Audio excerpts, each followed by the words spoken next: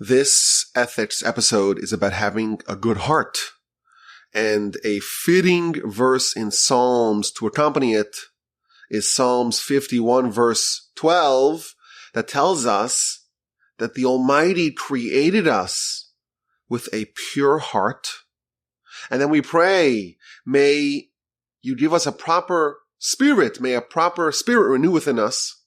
I think this is a very valuable lesson to always remember. Our heart, our soul, when the Almighty created it, it started off as pure. That is its most natural state. And yes, over the course of our lives, over the course of our decisions, sometimes it may become corroded, it may become sullied, and we have to work really hard to restore it back to its pristine purity. But it's helpful to always remember, as the verse in Psalms tells us, 51:12, when the Almighty created it, when it started off, it was pure. That is the most natural state of our heart.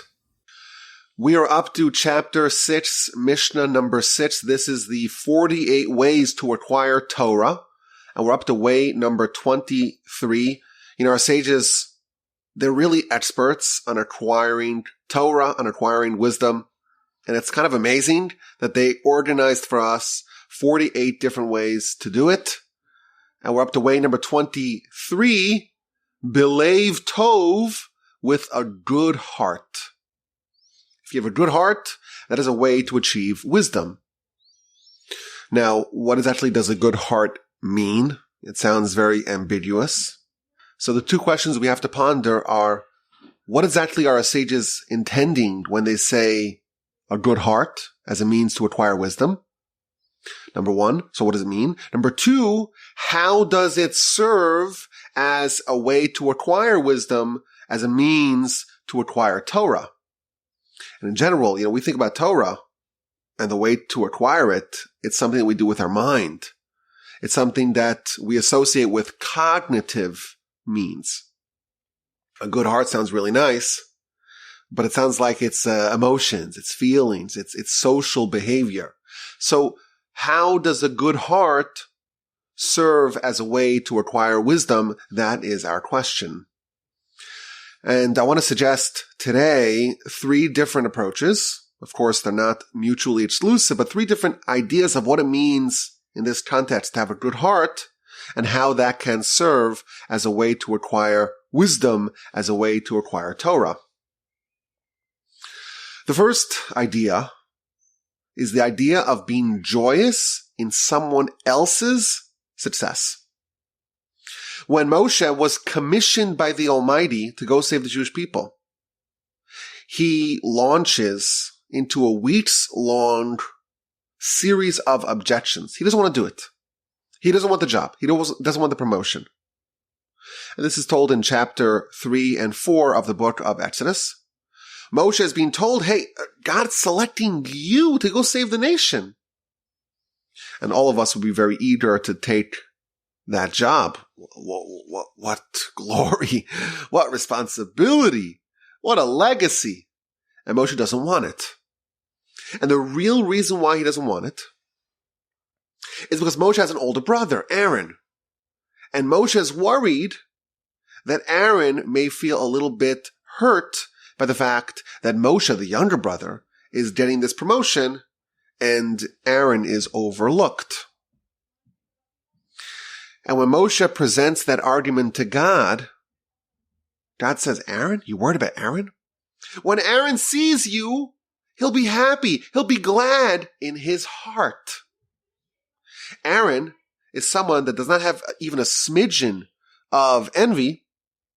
And when he sees Moshe triumphing, he sees Moshe achieving this pinnacle, this apotheosis of career success, he's going to be happy not just superficially, but even in his heart.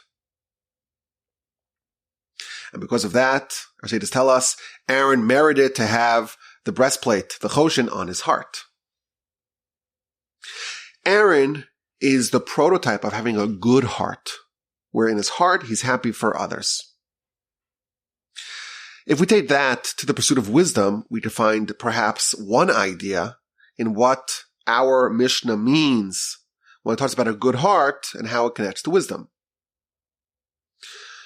Most of us, at least by default, we tend to be very protective, very motivated by advancing our own agenda, not necessarily the agenda of others. And we may get territorial about our own ideas. My idea is better than someone else's idea. What if objectively the other person's idea is better? Doesn't matter. This one's mine. And this is the one that I protect. This is one that I cherish. This is the one that I value. We're motivated. This is, of course, not a good quality. But by design, by default, we have the Yetzer Hara. And the Yetzer Hara says, no, your idea is better. And what you thought of is more brilliant than what someone else thinks of. And to have a good heart, like Aaron, it means to be able to celebrate someone else's success, someone else's insight. If someone wants wisdom, and they're only using their own mind, they're handcuffing themselves. They're hamstrung in the pursuit of wisdom. There's only one mind that they could tap into to achieve wisdom. But imagine someone is receptive to other people's ideas. And they're willing to accept other people's ideas with the same intensity that they accept their own ideas. They have a good heart. And they're always learning from other people. And they're like the wise person that the Mishnah earlier tells us. Ezeu Chacham, who's the wise person? He who learns from everyone. They learn from everyone because they have a good heart.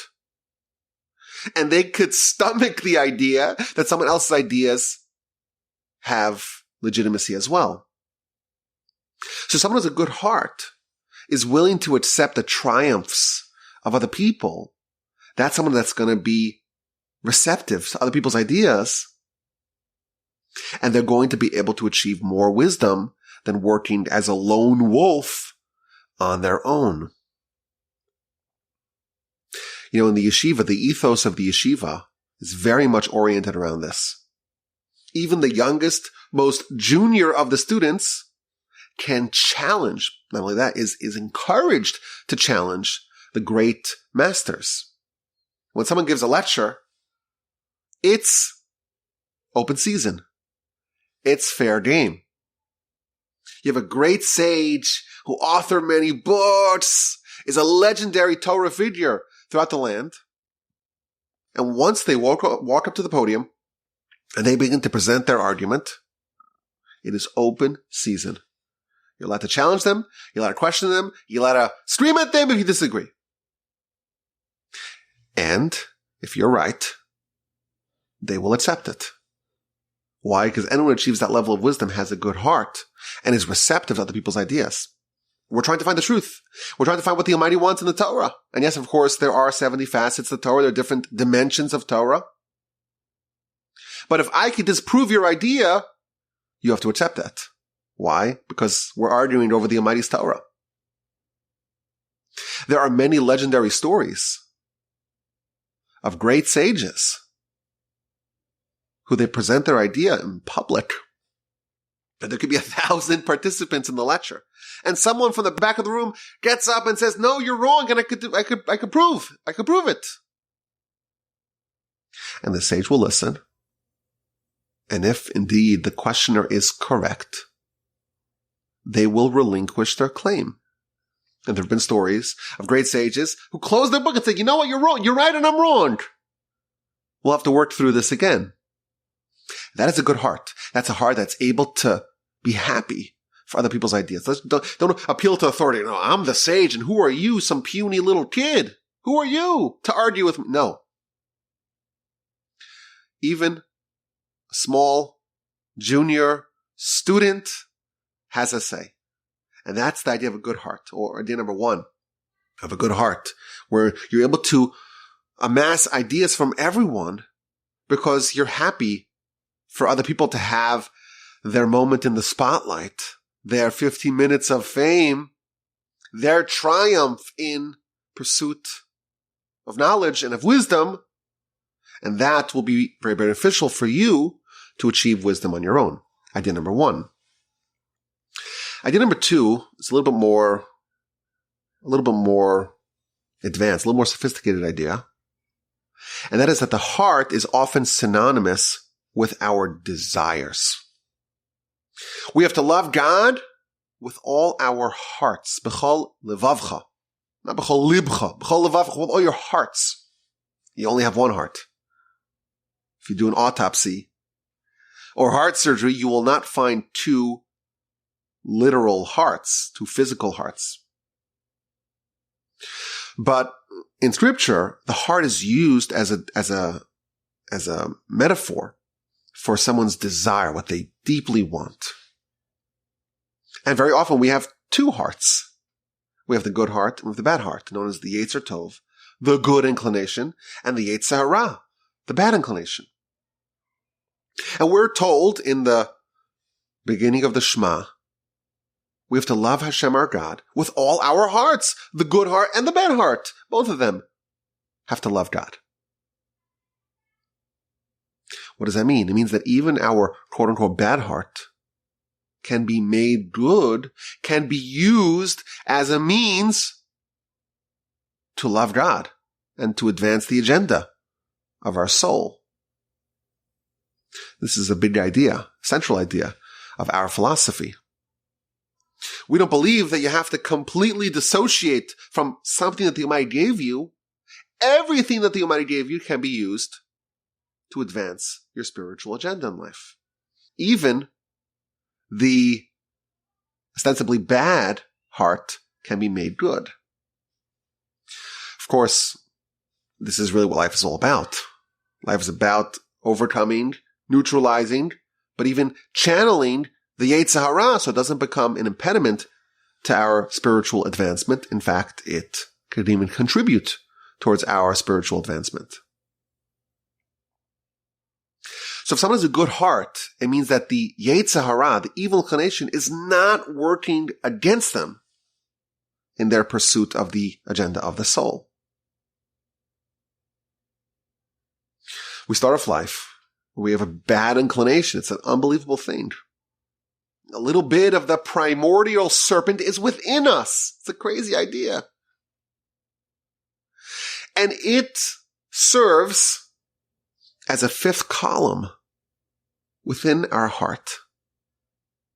And it directs our life, or at least it encourages poor decisions, ones that will harm us in the long term. And our objective is to wage war against this foe within us. And if we have a good heart, it means that the Yetzer Hara, well, to the degree that we do have a good heart, the Yetzer Hara is not operating within us negatively. All this comes to play in the question of Torah. Torah is the Almighty's mind, so to speak.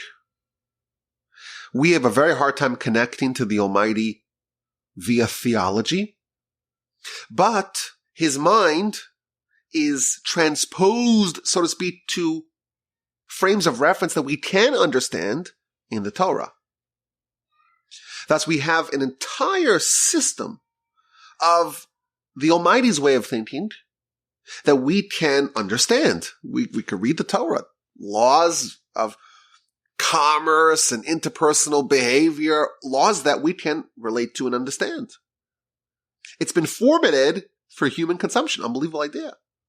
And by connecting to Torah, we're adapting ourselves to the will of the Almighty. And we're upgrading our minds and our lives to be more in line, to conform with the will of the Almighty. And the more we connect to Torah, the more we become congruent with our soul and with the spiritual world. And this is the epicenter of the battle of the Yetzer Hara. Nothing undermines the agenda of the Yetzer Hara as much as the study of Torah. Nothing. In fact, the Talmud tells us, I created the Yetzer Hara, I created the Torah as an antidote. The exact opposite of the Yetzer Hara is Torah. And therefore, the Yetzer Hara is very threatened when we are trying to study Torah. Its empire is under siege. It's being threatened.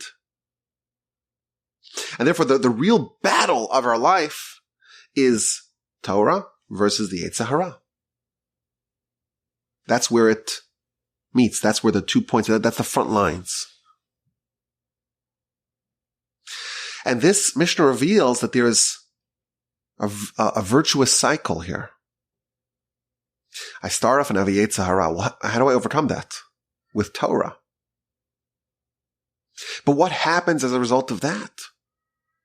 As a result of that, every success, every triumph of Torah cleanses the bad heart and makes it a little bit good or less bad.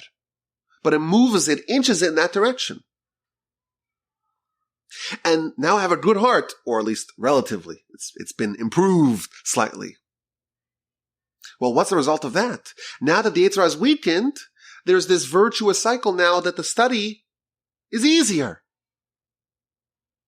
And thus the study becomes easier, and thus the heart becomes better, and that makes the study easier, and that makes the heart better. And that's the virtuous cycle. And that's the mitzvah. Every mitzvah drags with it another mitzvah that we read earlier in the book. So the Yetzer Hara does not want us to study Torah. And therefore when we start, it's very hard, very difficult. It will launch every one of its tricks. It will deplete its arsenal, its repertoire of tricks, and it's got a lot of tricks to get us to stop studying, to prevent us from starting to study. Why? Because this is life and death, the Yetzer Hara. And that's why the beginning is very hard. The first step is murderously hard. But the second step is going to be easier, and the third step is going to be easier, and so on. It's going to get progressively easier and more enjoyable. Why? Because the heart has been remedied. The heart is now better. The Yetzer Hara's influence over a person and a person's heart has been diminished with every bit of Torah study. And that's this process that's being outlined in this Mishnah. You have a good heart. How do you get a good heart? You got to improve the Yetzer Hara, the bad heart. Well, how do you do that? With Torah. And that feeds back to Torah study. Now it's a little bit easier because your opponent has been weakened, and so on. The virtuous cycle continues until the Yetzer Hara has been completely cleansed, completely neutralized. And of course, that's a lifetime's work, but that's what we are mandated to do. This is a very advanced idea. We want to have a good heart. Well, what does that mean? We start with a bad heart. Now, of course, we cannot be blamed for the Yetzer Hara that we have implanted within us. We didn't choose it. But that is a fact, a reality of all humans ever since the sin of Adam. And that's going to stop us or prevent us or try its hardest to prevent us from studying. And that's why it's really hard at the beginning. But once you start, you're improving the heart, and thus you're making the subsequent study easier. And the more you have a good heart, the less resistance you face, and the more you can connect to the Almighty's wisdom. It says at the number 2, a good heart means a heart that's less under the thumb of the Yetzer Hara. And finally, idea number 3, and that is that a heart is indicative of a person's actual reality. How a person actually behaves, how a person actually lives, how a person actually interfaces with the world. We really have 2 warring identities within us. We have who we profess to be, our stated preferences, and then we have the actual person, our revealed preferences. And those are not necessarily the same. We can profess to have very high-minded ideals, priorities, values, but look at how we actually live, and that is who we really are. What do we actually prioritize? What do we actually spend time and resources on? And those two may be very different. The canonical example of that is Esav. We know the story of Esav, Jacob's twin brother. The Talmud, the Midrash, talks about how Esav died. He died. He was trying to block the burial of Jacob in the cave of the patriarchs. And Jacob's grandson, Hushim, decapitated Esav, and his head rolled into the cave. And our sages tell us that Esav's head was buried in the cave of the patriarchs, and his body was buried elsewhere, either Mount Seir, maybe on the grounds of the cave of the patriarchs area. That's what we're told about Esav's interment.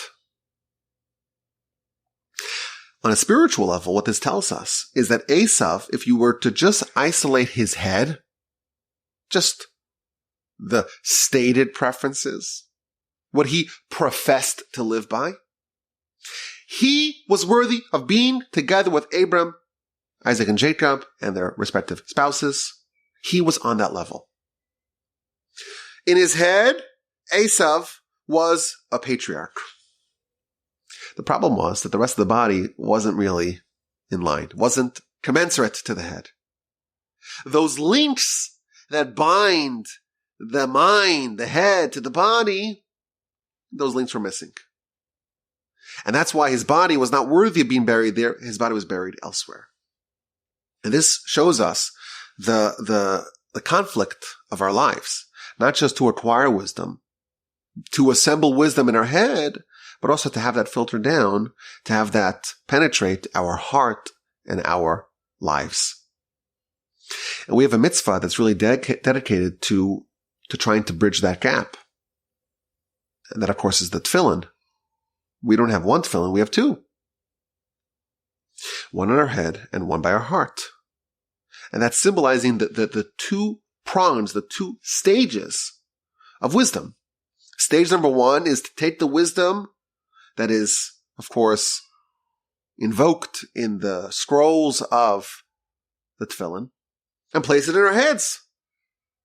But that's not enough. The next stage is to have that filter down to our hearts as well, to make our revealed and stated preferences the same.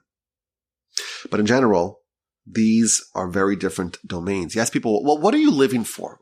What's the goal of your life? They'll say, well, my family and ideals. I have a mission. I have all these beliefs. I have these values. But then you say, okay, well, how are you spending your day? Well, it's work. Then you got to argue about politics. You got to watch your sports teams. And you have to watch your shows, entertainment, 5 hours of television a day. How a person actually lives may be very different from how they state their values and their priorities. What about God? What about your eternal life? What about the soul that will outlive your life in this world? How central is that? That may be an area where there's a wide gulf between your mind and your heart, between your stated, professed preferences and your revealed preferences. Our sages tell us that the distance between the mind and the heart is greater than the distance from heaven to earth, which, parenthetically, the Talmud tells us is a 500 years journey, whatever that means. What we theoretically value and live by may be very different from how we operate in our hearts. We may have very lofty ideals in our heads, but in our hearts and our behavior and how we actually live our life, it may be very petty, maybe very low. What does it mean to have a good heart? A good heart means that whatever is good in your mind does not remain there alone. It gets passed on. It gets absorbed into the heart. A good heart means that the values, the ideals, the priorities, the agenda that we think of in our head is manifested as well in our heart. all the good ideals, all those values, all those priorities, they dwell in the heart as well as in the head. And this is, of course, an idea that's very valuable throughout our lives. But when it comes to study, it's paramount. When it comes to wisdom, it's paramount. We study the Almighty's Torah. We have to ask ourselves the question, where does that reside within us? Does it reside in our head alone? Or do we take the effort to take it to the next stage, to migrate it from our mind down to our hearts? My grandfather used to always talk about this image, this picture, this story of someone studying Talmud with great devotion. And he's studying the portion that talks about how important and how valuable and how cherished it is to lend money to a poor person in their time of need and distress. The Torah lauds someone who lends money to the poor when they really need it. And the person's studying it with great devotion and intensity, and he hears a knock at the door. And there's a poor person who wants a loan. He says to him, well, I got to talk to my wife. I have to see my accounts. I'm not so sure. Come back tomorrow. He finds a way to get rid of that menace, that pest, and goes back to the Talmud and studies with great devotion. This is an example. This is a picture of someone who may have a very good head, so to speak, but the heart has not yet been fully acclimated to the values of what they're studying. The verse instructs us, this is in Devarim chapter 4, verse 39. You should know, but you should also bring to your heart that the Almighty is God in the heaven above and on the earth below. And there is nothing besides for God. Knowledge in your head, that's crucial, but so is the heart. And if your heart is good, it too manifests, reflects the values that you've studied in your head. That will be helpful in the pursuit of wisdom of knowledge. When there's a gap, when there's dissonance, when there's a gulf between the head and the heart, the study itself is not as productive. But if we can shrink the distance, the gulf between what is in our head and what is in our heart, the Mishnah tells us that the head itself will be more productive. Why? Because it's not just theoretical, abstract ideas. It's much more real. It's much more integrated. When we exhibit the values of Torah in our heart, in our behavior, in our revealed preferences, then the Torah, then the wisdom finds a better home, even in our mind. So we have an incredible Mishnah. One of the ways to achieve Torah, one of the ways to acquire Torah, to acquire wisdom, is to have a good heart. And we shared 3 ideas. Again, these are not mutually exclusive. Idea number 1 is like Aaron. A good heart means to be happy with the success and the accomplishments of others, and that will result in us being able to learn from every other person that we encounter. Idea number 2 is that a good heart means a heart that's cleansed of the Yetzer Hara, and that is the force that's trying to stop us from studying Torah. And the result of that is the virtuous cycle, where the heart becomes progressively more cleansed, and thus it becomes easier and easier to study. And idea number 3 is the idea of applied wisdom. It becomes much more real, much more integrated. It's part of you. It becomes enmeshed within you. The wisdom penetrates more deeper, there's a more intimate connection with what you study. And that paves the way for greater achievement in your studies as well. Way number 23. How do you achieve wisdom? Our sages, the greatest experts the world has ever seen in this question of how to achieve wisdom, they tell us one of the ways is with a good heart. A good heart is a means to achieve Torah, to acquire wisdom.